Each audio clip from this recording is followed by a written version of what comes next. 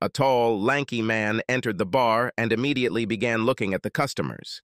He was truly handsome and wore a plaid shirt, jeans, and cowboy boots, without a hat to hide his wavy salt and pepper hair, standard attire for this western country bar. Even though he saw the woman he was looking for, he waited to the side of the bar where he could watch her without being conspicuous. He waited for her to finish a couple of drinks before making his move. She was with another woman at a bar, and both would occasionally get up to dance with one or more men who approached them. In each case, they turned down the opportunity to join their dance partners at their table. They seemed to be here to have a good time, not to pick up some guys. When she ordered her third drink, she didn't realize that the stranger had told the bartender to pour her a double drink and pay the difference. As she was about to pay for her third drink, he intervened. "I'll pay for the lady's drink if she doesn't mind." The woman looked at him for a while and finally said, "Just because I say yes to the drink doesn't mean I'll say yes to you." He smiled and told her that he was fine with it. She raised her left hand to make her wedding ring more visible. "I understand that you are married.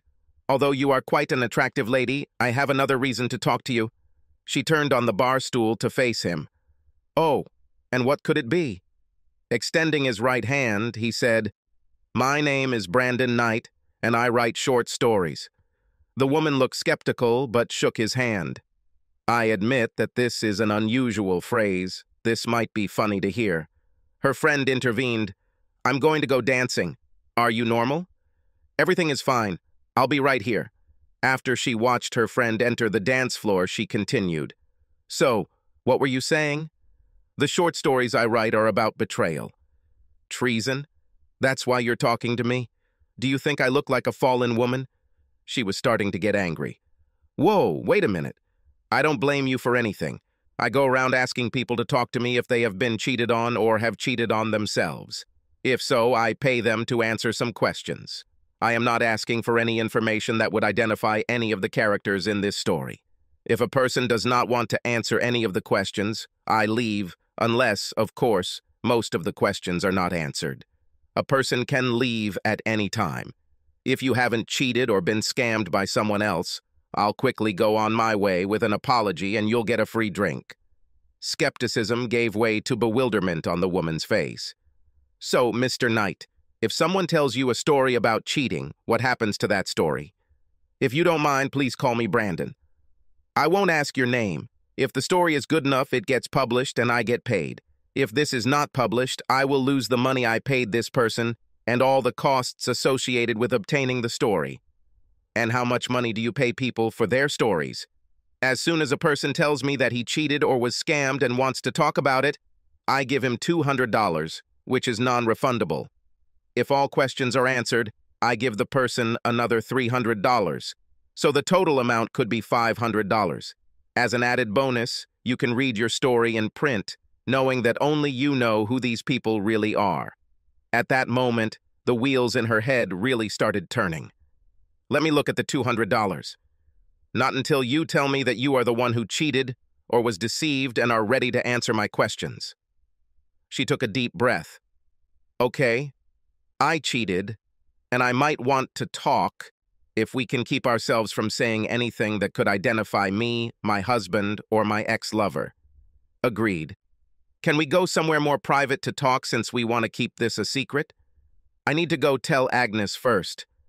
We are not allowed to sit at a table, in a booth, or go outside with a man unless another goes with her." The lady went and talked to her friend to explain that she was going to sit at the table, but she was not going to go out with this man. They found themselves in a booth at the greatest distance from other visitors. Sitting opposite each other, they settled into their seats. Brandon pulled out a notepad and repeated the rules of confidentiality. He emphasized that she could stop at any time when she felt too uncomfortable. This seemed to calm her nervousness a little.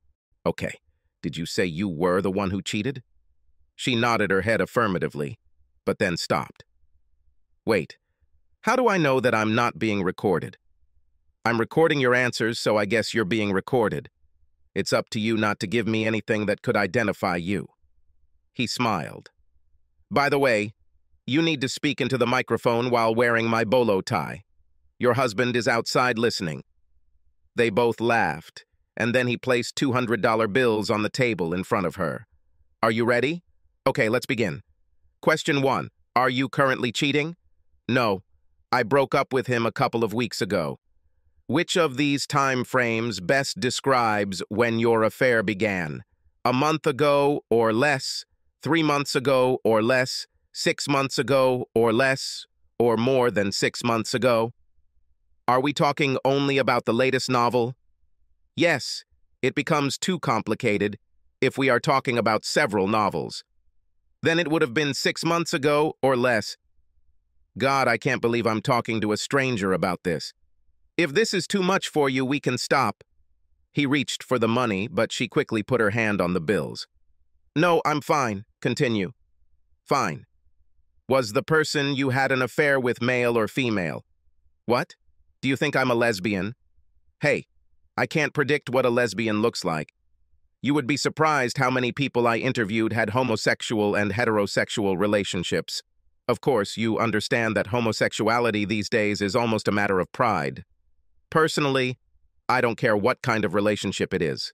In fact, I don't care. The main thing is that the story is accepted for publication.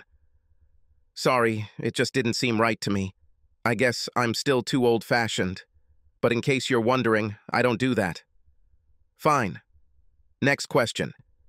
Is the man you recently had an affair with the same racial ethnic background as you? A more worried expression appeared on the woman's face. I'm a little afraid to answer this question.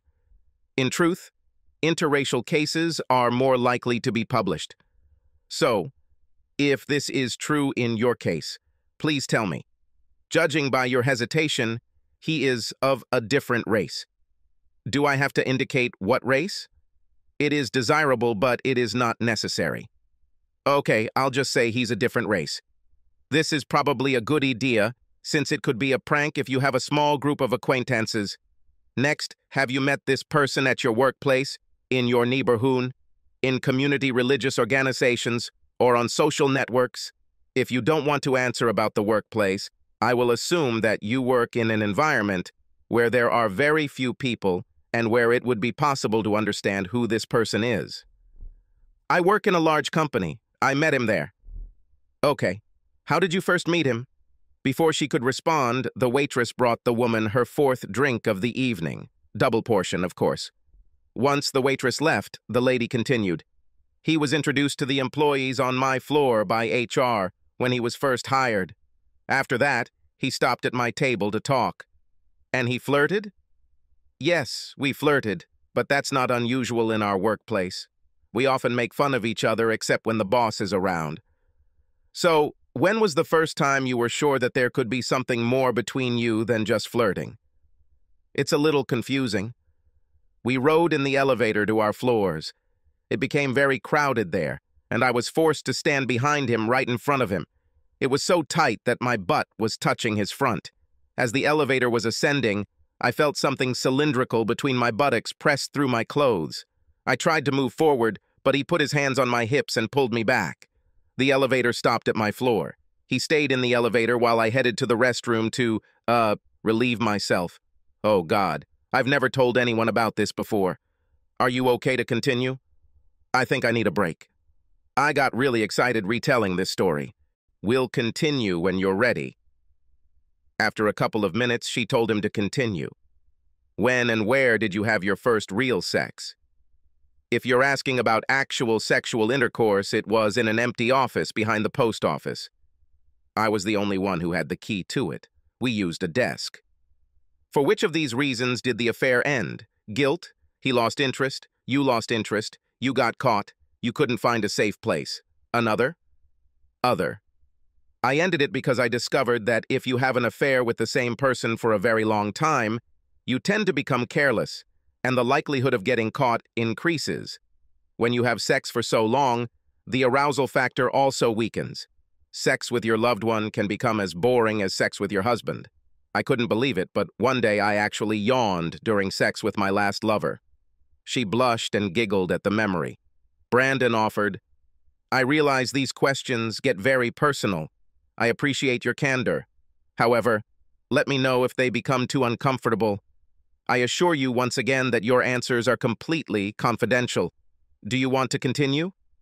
Will I get the remaining $300? No, not yet. Okay, then continue. I've already told you almost everything. Did you have a preferred position during sex? All the poses were good, well, maybe the cowgirl was a higher priority. What types of sex do you prefer? I love all kinds. She grinned and finished her fourth drink of the evening. Do you think you will have another novel? If you mean, will I stalk someone on purpose? Then the answer is no. Will I take advantage of a good opportunity if it comes my way? Then the answer is yes. This is not in the application form, but how do you define a good opportunity? Well, if the guy is hot, and the time and place of our meetings make it unlikely that we will get caught. Does it matter whether he is married or not? No. If it doesn't matter to him, then why should it matter to me? It would be hypocritical to make a big deal out of it when I'm cheating on my husband. This brings us to the next questions. What do you think was the main reason or reasons that made it acceptable for you to cheat on your husband? 1. He was inadequate in bed. 2. Did you want sex more often than he wanted? 3. Excitement from a secret romance. 4. Did you drink too much alcohol and get carried away? 5. Have you fallen in love with someone else? 6. Other. I don't consider my husband inadequate. I wish he was bigger, spent more time on foreplay, washed himself more often before sex, and spent more time giving me affection down there. Usually the first time he quickly comes to the climax, but is able to perform again and extend the performance longer. In fact, now that I think about it, I'm probably having sex with another man because my husband is just one man. Having multiple sex options is the main reason I do this, and the excitement that I'm hiding it. It takes a lot of work and planning. You know, Brandon and the woman were interrupted by her friend Agnes, who said, "I'm going to sit at the table with Fred. I think it's okay since you did it. Don't worry, we're not going out." Hearing no objections, he and Fred moved to another booth, out of earshot. "Are we almost finished? My friend has a habit of getting into trouble, and I promised to look after her tonight." "Yes, almost ready. How do you think your husband would react if he found out? Would he beat you, kick you out, leave, threaten divorce, seek divorce, take revenge, or forgive you and beg you to stay with him? If he wanted you to stay, would he agree for you to leave your lover, or would you have to give up on him?" Whew. It's hard to think about. Of course, I wondered. Getting caught is part of the thrill, which is probably the main reason I keep having affairs. My conclusion is this. First, I need to do everything in my power to prevent him from finding out anything. If he did, he would probably threaten divorce, but I think he would back down as soon as I begged I would like him not to do this and promised to never do it again. I really love him, and he was a good husband, father, and even an adequate lover. Sex on the side is just something I want, and it won't really hurt our marriage. He knows he wouldn't handle the financial division that divorces usually lead to. As long as he doesn't have photographs, videos, or audio tapes, he would have no reason to get more than 50-50. I really don't want to talk about it. It's too depressing. It was very interesting. I think this will make a story that I can easily sell. All that's left is... The woman caught a glimpse of a man heading towards their booth. It was her husband. "Darling, good to see you. This is, Mr. Knight. He's a writer. He's interviewing me for a story he writes about happy marriages. He says there are too many stories of cheating spouses, and he wants to even the score." "Hello, Brandon." "Hello, Lester." An expression of horror and shock appeared on the woman's face. You two know each other?" The husband spoke completely calmly. "Of course. I hired him. Brandon is a private detective." She felt like she was walking on water in concrete boots. "Honey, I just made up this crazy story to get some money. He was stupid enough to think I was telling the truth. You see, I have $200 and he owes me another $300. However, it was clear from her face that she realized that she was caught. "Nice try. You've always been able to think quickly on your feet. It's a shame you couldn't resist. Sorry, I forgot. You said you prefer the cowgirl position." "Lester, how did you know what I said?" Brandon said, I lied about the interview being confidential. I didn't lie about the microphone in my bolo tie. The woman began to cry. Lester announced, "Well, Brandon, I guess I owe you $100. Still sobbing, she asked, "You only paid a private investigator $100 to spy on me?" "No, my dear. I paid much more. You hid your affair very well." When he couldn't find any evidence through regular surveillance, Brandon suggested this scam to lure you into a trap. I bet him $100 that you would be too smart to buy it. Looks like I was wrong. By the way, the correct answer to the question of what your husband would do if he found out is divorce. No, you wouldn't divorce me over a harmless affair, would you? Do you want to bet? Thanks for hanging out and listening. If you liked the story, hit that subscribe button and give us a thumbs up. Make sure to check out our other wild tales right here on the end screen. Catch you in the next story.